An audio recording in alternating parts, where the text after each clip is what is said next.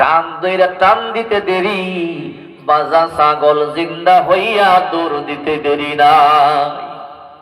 এই দৃশ্য দেখিয়া ৬,০০০ বাজা ছাগল সব দৌড়াদৌড়ি শুরু করছে। এমপি মন্ত্রীরা কাপড় চোপড় ফালাইয়া ল্যান্ড হইয়া সব। ফেরাউনকে আসিয়া বলে কি, বলে মুসা আমার শত্রু হবে। বলে কেমনে বুঝলা? বলে আজকে মুসা বেয়াদবি করছে, আমার কেমনে বেয়াদবি করছে?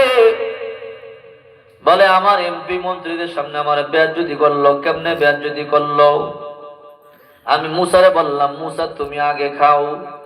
আমি লম্বা ভাষণ দেওয়ার পরে আমি বললাম সবাইকে খাও, সবাই আমারে খাইতে বলল। বলল আপনি ফেরাউন, আপনি আগে খান, আপনি আমাদের খোদা। আমি বললাম আমি আগে খাবো না, আমার একমাত্র সন্তান মুসা আগে খাবে। মুসা তুমি আগে খাওয়া দাওয়া শুরু করো। আমি মুসারে বললাম মুসা খাও। মুসা বলল ঠিক আছে, রেডি? বলল হ্যাঁ রেডি। যেইনে মুসা বাজা ছাগলের কান ধরে টান দিছে, ৬,০০০ বাজা ছাগল সব দৌড়া দৌড়ি শুরু করছে। এই দৃশ্য দেখে আমার এমপি মন্ত্রীরা সব কাপড় চোপড় খুললা পালাইয়া দৌড়। আয় আসিয়া তুমি বলো এই মুসা আমার শত্রু হবে, নচেত বারবার সে আমাকে কেন অপমান করে? আসিয়া কই আপনি পাগল হইছেন? কই কে? কই বাজা ছাগলের কান ধরে টান দিলে আবার জিন্দা হয়নি। কই আসিয়া তুমি বিশ্বাস করো না? কই কেমনে বিশ্বাস করবো? কই আমি নিজের চোখে দেখছি মুসা বাজা ছাগলের কান ধরে টান দিছে, মুহূর্তের মধ্যে জিন্দা হইয়া দৌড়। এইটার সাথে সাথে ৬,০০০ বাজা ছাগল সবগুলো জিন্দা হইয়া দৌড়। আসিয়া কই আপনি নিজের চোখে দেখছেন? কই হ্যাঁ আমি নিজের চোখে দেখছি। কই তাইলে তো ভালো কথা। কই ভালো মানি? আপনি বুইরা হইয়া গেছেন, কয়দিন পর মইরা যাইবেন।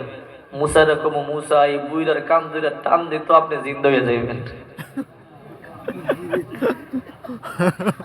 ফেরাউন কই আসিয়া তুমি তো ভালো কথাই কইছো, তারে মারণ যাইব না, তারে তুমি লালন পালন করো, আমি মরলে তারে কইবে আমার কান ধরে টান দিতে আমার জিন্দা করবো। আল্লাহু আকবার। আসলে সব খেলা খেলতেছে কি? আপনারা যদি বিরক্ত না হন, আমার আলোচনা লম্বা হইলে সমস্যা নাই তো, আপনারা শেষ পর্যন্ত শুনবেন। প্রিয় ভাইরা আমার,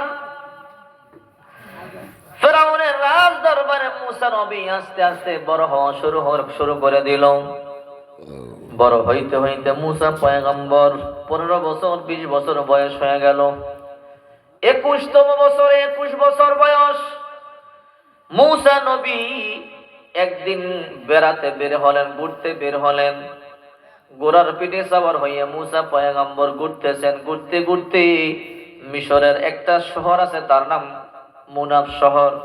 কায়রো থেকে ৪ কিলোমিটার দূরে একটা শহর আছে, ওই শহরের নাম হলো মুনাফ শহর। মিশরের রাজধানীর নাম হলো কায়রো।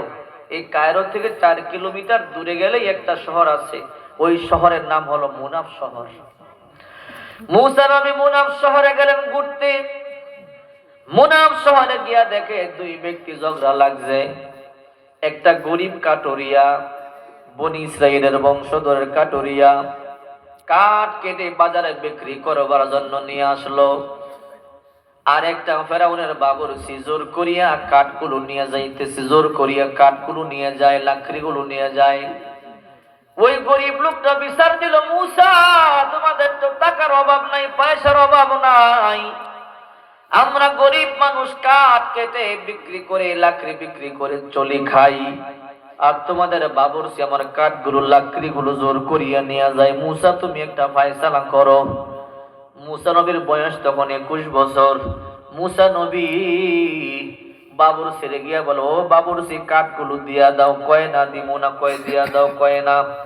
বাবুরচি বলো, ও মুসা তুমি আমাদের লোক, আমাদেরকে কেন বলো দিয়া দিতে? মুসা নবী কয় এখানে ন্যায় ইনসাফের বিচার, তুমি অন্যায় করতেছো, যদিও আমাদের লোক হও তারপরও দিয়া দাও। বাবুরচি কয় না দিমু না। মুসা নবী ৩ বার বললেন দিয়া দাও। কয় না দিমু না। তৃতীয়বার যখন বললেন দিমু না, এমন এক থাপ্পড় দিছে জায়গার মধ্যে তারে মেরে ফেলছে। এই বাবুরচিটা ফেরাউনের একদম কাছের বাবুরচি ছিল। ৪০ বছর ধরে ফেরাউনকে রান্না বান্না করে খাওয়াই। সুবহানাল্লাহ বলেন। কয় বছর? ৪০ বছর। ওই বাবুরচিটারে মাইরা ফেলাইছে।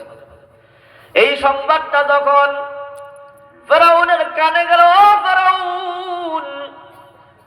একদম কাছের আপনার বিশ্বস্ত বাবুরচিকে মুসা থাপ্পড় দিয়া মেরে ফেলছে। ফেরাউন এইবার বলে আমার বুঝতে বাকি নাই মুসা আমার শত্রু হবে, আমার একদম কাছের বন্ধুকে মুসা হত্যা করে ফেললো।